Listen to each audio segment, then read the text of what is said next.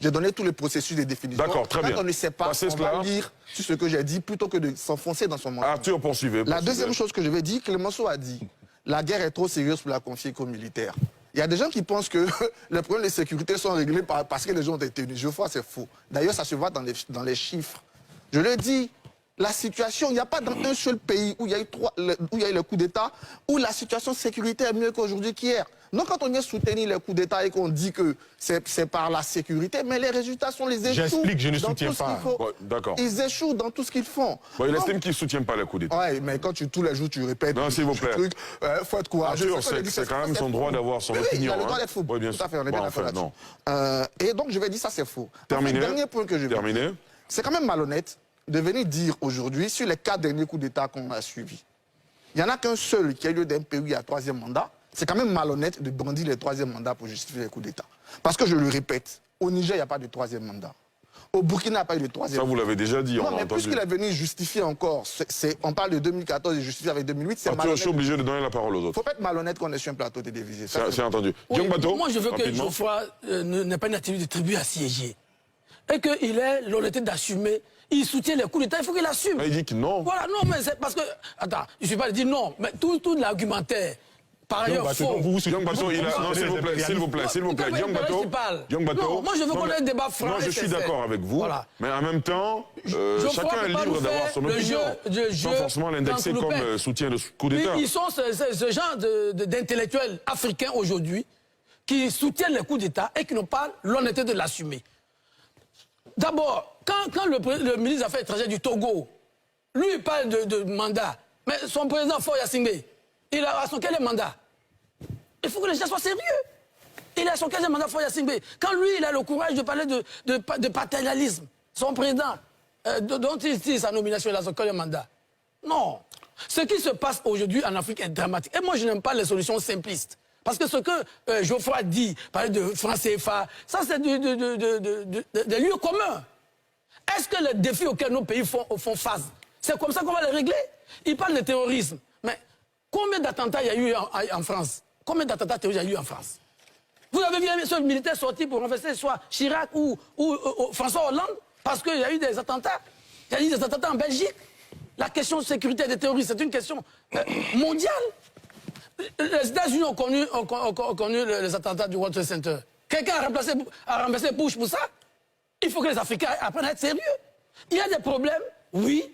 Le terrorisme est un problème mondial. Nous devons y faire face avec notre intelligence et non avec les Kalachnikov. D'accord. Parce que ce Doumbia, Assalé l'a fait remarquer. Regardez les vidéos.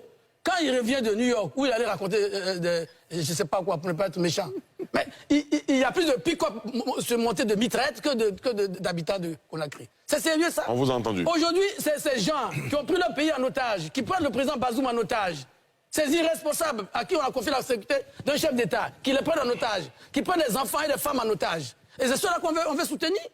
Aujourd'hui, quel projet de développement ils mettent en œuvre aujourd'hui pour le Niger et pour le Burkina? Je suis obligé de vous arrêter parce que... Je termine par là. Aujourd'hui, ce qui les préoccupe plus, c'est leur sécurité, le temps n'est pas notre meilleur allié. Merci beaucoup. Merci. Alafé Ouakili. Voilà, ourgence de l'Occident. Et comme a dit professeur Dion, ces voix africaines sont des voix arrogantes. Eux-mêmes, ils sont arrogants. J'ai vu le ministre d'État burkinabé qui parle de fils indignes de l'Afrique. Les Poutis sont indignes. Ils n'ont aucune dignité continentale africaine pour traiter nous autres qui disons non au coup d'État d'alliés et de fils indignes de l'Afrique, d'alliés d'impérialistes. Il faut qu'ils arrêtent. Ce sont des hontes de l'Afrique, si j'ose le dire, parce qu'ils sont mal placés pour traiter des citoyens qui sont en désaccord avec eux de fils indignes de l'Afrique. Par ailleurs, j'interpelle l'ONU. C'est vrai, c'est un signe de démocratie. Mais les gens qui n'ont plus droit à la parole à la CEDEAO, qui ne peuvent pas aller à la tribune de l'ONU et de l'Union africaine à Addis Abeba, en Afrique même, ils n'ont pas droit à la parole.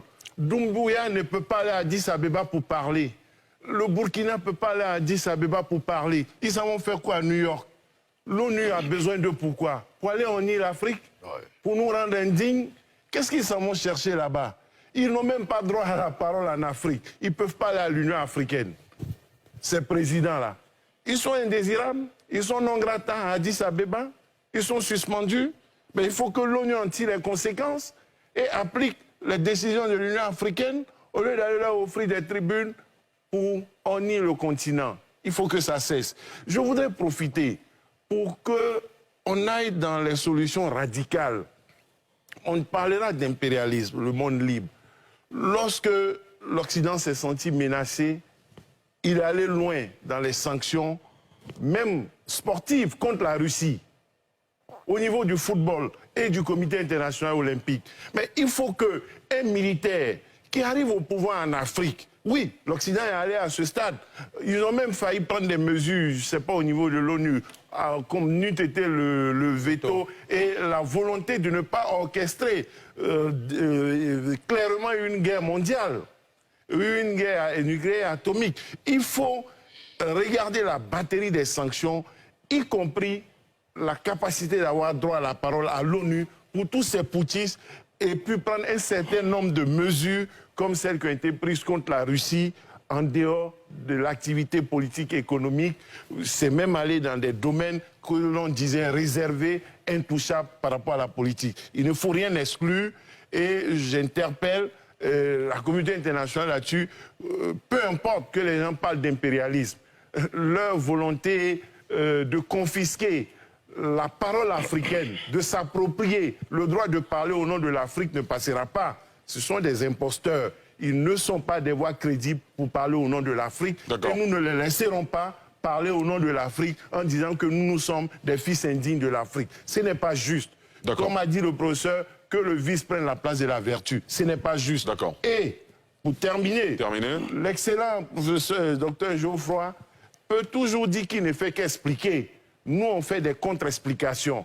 Si nos contre-explications peuvent être perçues comme un soutien à l'impérialisme, il faudra alors qu'il autorise que ces explications soient perçues comme un soutien aux putschistes. Voilà. Geoffroy Kouao.